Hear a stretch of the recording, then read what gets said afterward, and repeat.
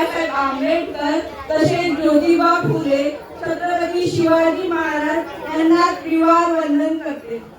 ज्याप्रमाणे सूर्याचे तेज आणि आकाशाची उंची तसेच सागराची खोली शब्द सांगू शकत नाही, तसे बाबासाहेबांची महती शब्द सांगणे अशक्य आहे।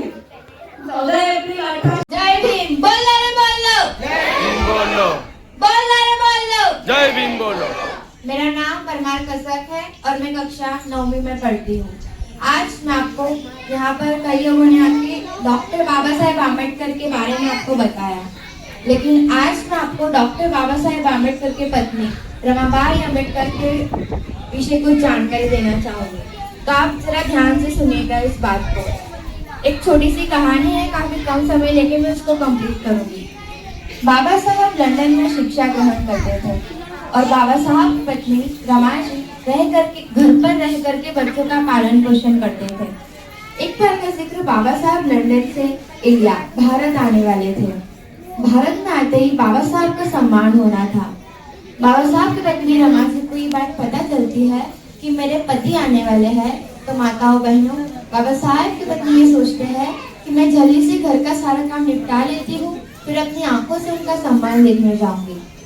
बाबा साहब की पत्नी अपना घर का सारा काम कर लेते हैं, तब वे एक बक्सा निकालते हैं और उस बक्से में से एक साड़ी निकाल के देखते हैं तो क्या, उस साड़ी में जगह जगह छेद थे। रमा जी की आंखों में आंसू थे कि मेरे पति इतने बड़े साहब हैं और अगर मैं ये छेद वाली साड़ी पहन करके वहां पर जाऊंगी तो उनकी बेइज्जती ना होगी। रमा जी को याद आया, शाहू जी महाराज ने बाबा साहब को जो पगड़ी, जो फेटा लपेटा था, रमा जी से साड़ी की तरह लपेट करके वहां पर जाएंगे।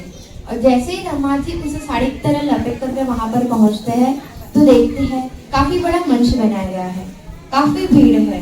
अगर पत्नी होगी तो पहली लाइन पर बैठेगी या तो फिर आगे बैठेगी, लेकिन बाबा साहब की पत्नी रमा जी पहली लाइन पर भी नहीं बैठे, आगे भी नहीं बैठे, पीछे भी नहीं बैठे। बाबा साहब की पत्नी रमा जी दूर बैठकर छिपकर बाबा साहब का सम्मान देखने लगे। बाबा साहब का सम्मान हुआ। बाबा साहब भाषण दे रहे थे। भाषण देते देते बाबा साहब की आंखों ने दूर बैठे छिपे रमा जी को देख लिया। बाबा साहब मंच से नीचे उतरे और रमा जी के पास गए और रमा जी को ऊपर से नीचे देखा तो क्या, रमा जी के तन पर एक सुंदर साड़ी नहीं थी। बाबा साहब ने अपने हाथों में रमा जी के हाथ लिए और कहा, रमा, मैं तुम्हारा बड़ा अभागा पति हूँ जो तुम्हें एक अच्छी साड़ी नहीं दिला पाया। रमा जी ने कहा, आज मैं आपसे कुछ मांगना चाहती हूँ, क्या आप मुझे दोगे? बाबा साहब ने कहा, मांगो, वैसे भी ऐसा तुमने मुझसे मांगा ही क्या है। रमा जी ने कहा, मैं रमा एक अच्छी साड़ी पहनूं न पहनूं, लेकिन दुनिया में, भारत में ऐसा काम करके जाना मेरे साहब कि भारत में रहने वाली हर एक औरत, हर एक महिला, हर एक रमा, हर एक स्त्री सुंदर साड़ी पहने, बस इतना करके जाना। बाबा साहब ने कहा, अरे तूने क्या मांग लिया पगली? मैं तो सोच रहा था तू मुझसे कपड़े मांगेगी, गहना मांगेगी, ऐसा कुछ मांगेगी, लेकिन ये तूने क्या मांग लिया। माताओं बहनों, मैं आज आप लोगों से ये कहना चाहती हूँ कि बाबा साहब की पत्नी के तन पर सुंदर साड़ी नहीं थी, लेकिन बाबा साहब आज आप लोगों को सुंदर साड़ी पहनने का मौका दे गए। बाबा साहब की पत्नी के पास तो एक भी अच्छी साड़ी नहीं थी, लेकिन आज आपके पास इतनी साड़ियाँ हैं कि अलमारी का दरवाजा खोलते ही साड़ी की कतार आपके आंगन में गिर जाती है और आप सोच में पड़ जाते हो कि कौन सी साड़ी पहने। लेकिन बाबा साहब की पत्नी तो उन दिनों गर्दिश में जिए कि अपना संपूर्ण जीवन समाज के लिए लगा गए। ये कहते हुए मुझे बड़ा ही दुख होता है, देवी जागरण के नाम पर लाखों रुपए खर्च कर देते हैं, भंडारे के नाम पर 1000 रुपए में आग लगा देते हैं, लेकिन जब बाबा साहब का कार्यक्रम होता है आदमी 100 रुपए 200 रुपए दिखाता है तो एहसान कर देता है, मैंने 100 रुपए दे दिए, मैंने 200 रुपए दे दिए।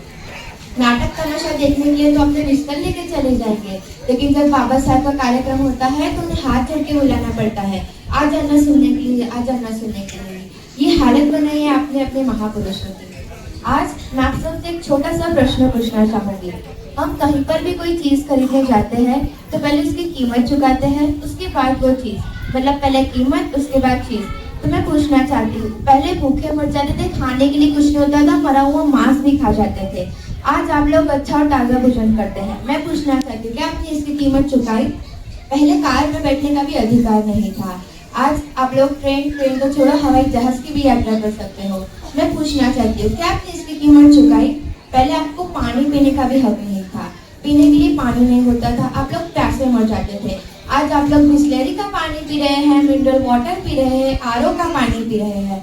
मैं पूछना चाहती हूँ, क्या आपने इसकी कीमत चुकाई? पहले आपके गले में हांडी और पीछे झाड़ू लटकता था, लेकिन आज आपके गले में मालाएं पड़ती है, आपका सम्मान होता है। मैं पूछना चाहती हूँ, क्या आपने इसकी कीमत चुकाई?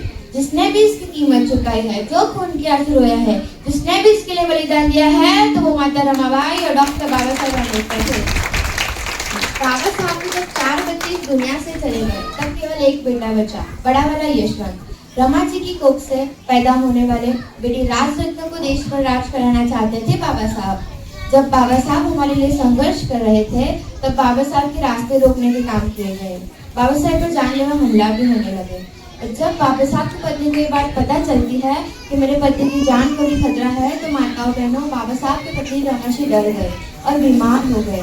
बाबा साहब हमारे लिए संघर्ष भी कर रहे हैं और अपनी पत्नी का इलाज भी करा रहे हैं, लेकिन बाबा साहब अपनी पत्नी रमा जी को ठीक नहीं करा पाए। 27 मई का महीना 27 तारीख 27 मई सन 1935 में 37 वर्ष 3 महीना और 20 दिन की होकर के सदा सदा के लिए बाबा साहब को छोड़ करके चले गए। 37 साल की उम्र में बाबा साहब की पत्नी बाबा साहब को छोड़ करके चले गए। अकेले रह गए बाबा साहब। केवल एक बेटा बचा, लेकिन बाबा साहब को अपने उस बेटे की भी चिंता नहीं थी। क्यों? क्योंकि बाबा साहब को अपने बेटे से ज्यादा आपकी चिंता थी, आपकी चिंता थी, आपकी चिंता थी, मेरी चिंता थी। खुशियां देखना चाहते थे वे हमारे जीवन में। और जब बाबा साहब के हाथों में कलम आई और इस देश का संविधान लिखने का मौका मिला, तो बाबा साहब ने एक विरासत, एक वसीयत लिख डाली। धन दौलत की वसीयत लिख डाली, वोट डालने की वसीयत लिख डाली, ऊंचे ऊंचे मकानों में रहने की वसीयत लिख डाली। आज तक जो कुछ हासिल किया वो सब कुछ बाबा साहब ने लिखित में तुमको दे दिया। एक विरासत, एक वसीयत लिख डाली। क्या आप जानते हो उस वसीयत में किसका नाम लिखा? अगर आप में से कोई पिता होते तो उस वसीयत में अपनी संतान का नाम लिखते, लेकिन बाबा साहब ने उस वसीयत में अपनी संतान का नाम नहीं लिखा, आपका मेरा नाम लिख दिया। क्या आप जानते हो वसीयत क्या है? वे वसीयत कुछ और नहीं, वे वसीयत है भारत देश का संविधान। जब तक संविधान जिंदा है, तब तक आपको सारे हक अधिकार मिले हुए हैं। जिस दिन ये संविधान नहीं रहेगा, उस दिन आपके पास कोई भी अधिकार नहीं रहेगा। यही सन 1956 को 20 मार्च को बाबा साहब आगरा में आए थे, लाल किले के सामने।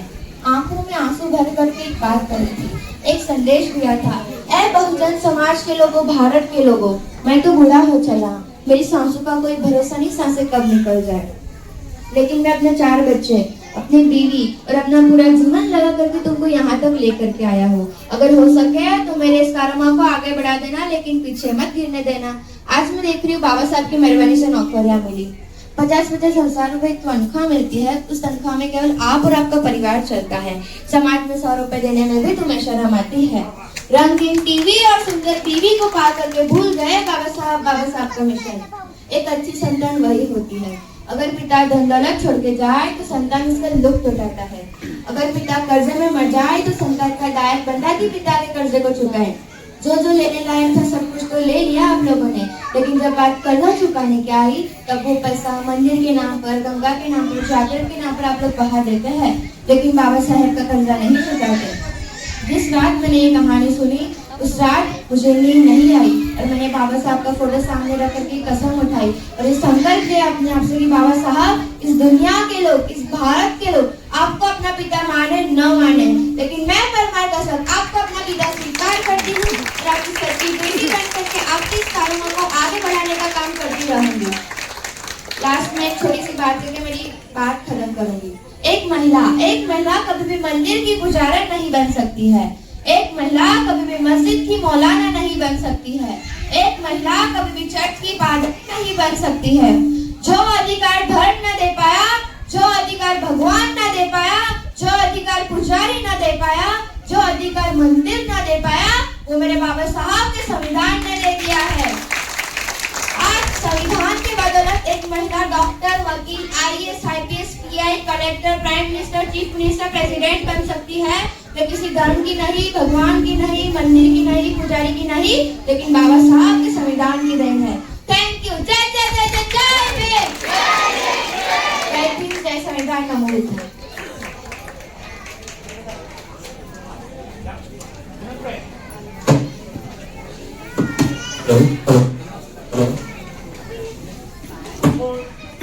साइंस कक्षा की लड़की, उसके विचार जो है और उसका रीडिंग जो है, जो भी उसने सुना पढ़ा है, ये इतना बहुत अनमोल है कि उसको मैं सैल्यूट करके जय भीम कहने का मेरा जीवन हो गया। ये छोटी सी अमाउंट है, उसको अमाउंट में तो इतना नहीं है, लेकिन उसके विचार सुन के आज मुझे नींद अच्छी आई।